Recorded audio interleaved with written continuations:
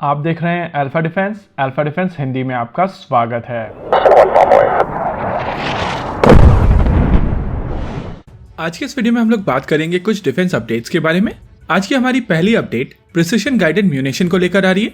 आज सुबह हम लोगों ने एक एक्सक्लूसिव न्यूज ब्रेक की थी जहां पर हम लोगों ने बताया था कि डीआरडीओ की lab armament research and development organisation जो कि पुणे में स्थित है, उनकी तरफ से एक all weather precision guided munition बनाया जा रहा है और इस प्रिसिशन गाइडेड म्यूनिशन के डेवलपमेंट और प्रोडक्शन के लिए वो एक पार्टनर को देख रहे हैं। ये पीजीएम 500 पाउंड कैटेगरी का बॉम्ब होने वाला है और पेववे 2, ग्रिफिन या सुदर्शन जैसे गाइडेंस किट के साथ में मिलकर ये एक लेजर गाइडेड बॉम्ब बन जाएगा।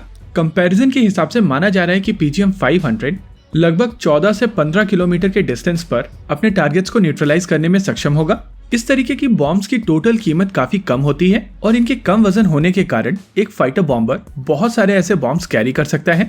हालांकि अभी इस सिस्टम के डेवलपमेंट को लेकर कोई टाइमलाइन नहीं दी गई है, लेकिन ARDE बॉम्ब्स की एक कंप्लीट फैमिली के ऊपर काम कर रहा है और इन सभी बॉम्ब्स के बन जाने के बाद में भारत इस क्षेत्र में पूरी तरीके से आत्मनिर्भर हो जाएगा।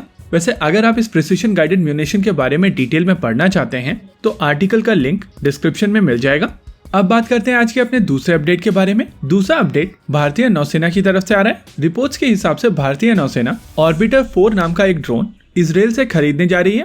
ऑर्बिटर 4 UAV इजराइल की कंपनी एरोनॉटिक्स ग्रुप की तरफ से बनाया जाता है और ये सिस्टम एक छोटा रिकॉनेसेंस UAV है जो बिना रनवे के टेक ऑफ और लैंड कर सकता है। टेक ऑफ के दौरान ये UAV एक कैटापल्ट मैकेनिज्म की मदद से लॉन्च किया जाता है। वहीं पर लैंडिंग के दौरान ये सिस्टम एक पैराशूट मैकेनिज्म की मदद से लैंड करता है।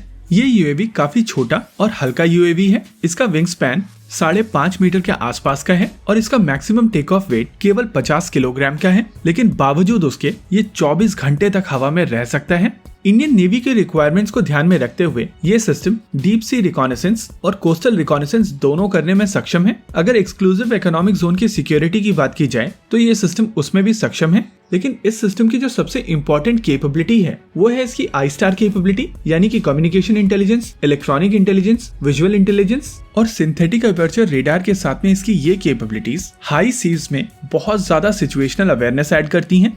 अब बात करते हैं आज के अपने अगले अपडेट के बारे में। आज का हमारा अगला अपडेट ब्रह्मोस ER को लेकर आ रहा है। ये चीज हम सभी जानते हैं कि ब्रह्मोस सुपरसोनिक क्रूज मिसाइल की जो एक्सटेंडेड रेंज वेरिएंट है, जिसकी रेंज लगभग 450 किलोमीटर की होने वाली है, उसके कुछ टेस्ट अभी बाकी हैं और क्योंकि पिछले टेस्ट के दौरान इसके प्रपल्शन में कुछ दिक्कत हो गई थी, इस वजह से आने वाला टेस्ट काफी ज्यादा क्रूशल हो जाता है। भारत की तरफ से एक area warning Andaman and Nicobar island के पास में दी गई है और अगर आप इस एरिया वार्निंग को ध्यान से समझते हैं तो लगता है कि ये टेस्ट ब्रह्मोस ER का ही होने वाला है। इस टेस्ट को लेकर जो एरिया वार्निंग है वो 26 अक्टूबर को सुबह 3:30 से शुरू होकर 28 अक्टूबर को सुबह 11:30 तक रहने वाली है और इस टेस्ट को लेकर जो लोकेशन है वो काफी ज्यादा इंटरेस्टिंग है। अगर आप इस लोकेशन को ध्यान से ऑब्जर्व करेंगे तो ये मलाक्का स्ट्रेट्स के काफी ज्यादा करीब है और जब भी बात मलाक्का स्ट्रेट्स की आती है, चाइना उस चीज को लेकर काफी ज्यादा अनईजी फील करने लगता है। अब बात करते हैं आज के अपने अगले अपडेट के बारे में। अगला अपडेट एडवांस लाइट हेलीकॉप्टर के नेवल वेरिएंट को लेकर आ रहा है।